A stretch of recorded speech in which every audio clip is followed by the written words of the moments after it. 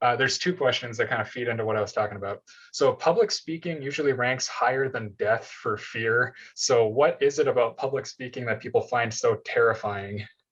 Absolutely. So let's start with the definition. I know you'll appreciate this. So I think that's a load of crap. Like that's the whole thesis of my brand and why I started Master Talk, is Mhm. because I believe we can live in a world where every single human being can be an exceptional speaker, minus a very small number of Right. exceptions. Maybe somebody's medic, but let me explain it more from a principles way. Why are we terrified? So let's keep it simple. Let's think about it, Alex. Where do we give most of our presentations growing up? Where do we learn that habit? School. School.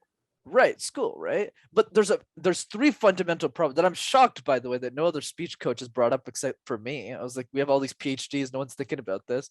Number one, all presentations are mandatory. Right? We don't wake up one morning and say, hey Alex, you want to get breakfast and present all day? No one's doing that, right?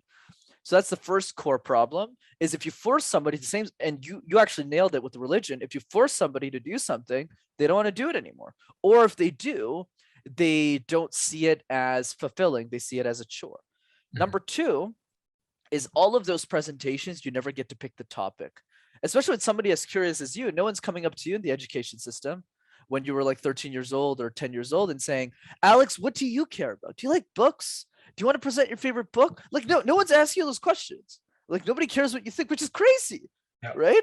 When they should care what you think. So instead, it's like, hey, Alex, I need you to talk about Shakespeare. And you're like, what am I shaking here? Like, I don't understand, right? So that's a problem, right? So notice how when I bring it on the table, it's like so much more obvious, right? And Mhm. then the third piece, which this is the most important one, every single presentation, every single one is tied to a punishment.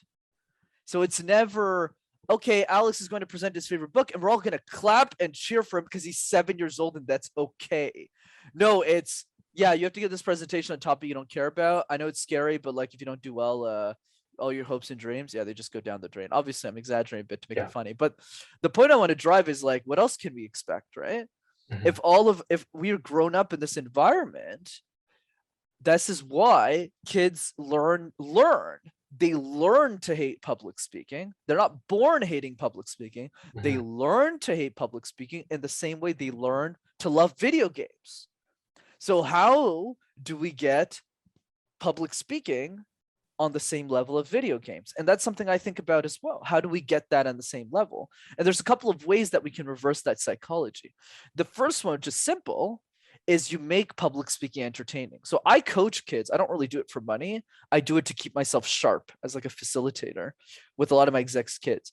And in those coaching programs, I'm learning where the fear of communication starts and I make it super, super fun and energetic, right? So I'm like, okay, what do you care about this? Do the random word exercise. Boom, boom, boom. Second thing that educators can take from that is you have them pick the topic.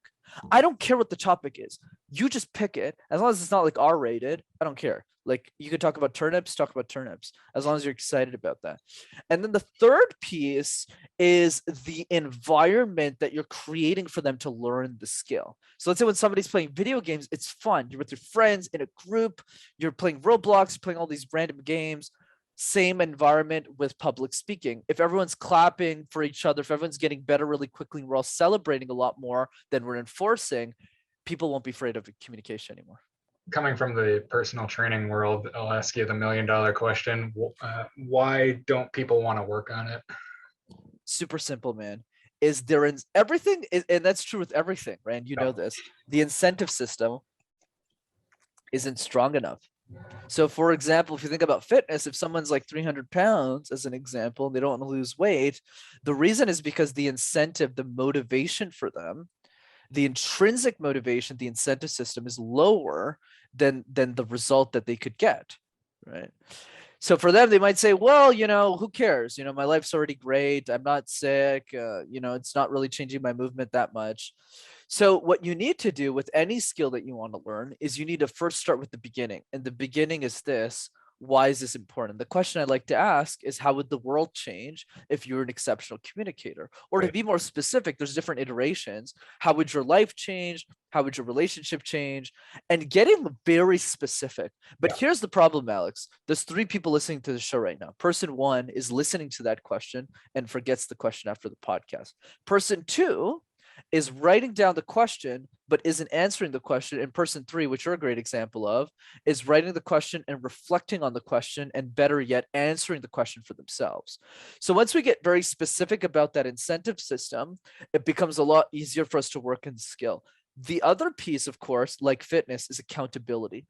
Humans are like to be held accountable to other humans in general. So if you have somebody who started in the same place as you and gets better than you in a week, you start to get jealous. Yeah. So that forces you to be more competitive and push yourself up to the standard of the average. Yeah. In one of your videos, you talk about, for specifically communication, it's a journey of decades, and fitness is the same kind of thing.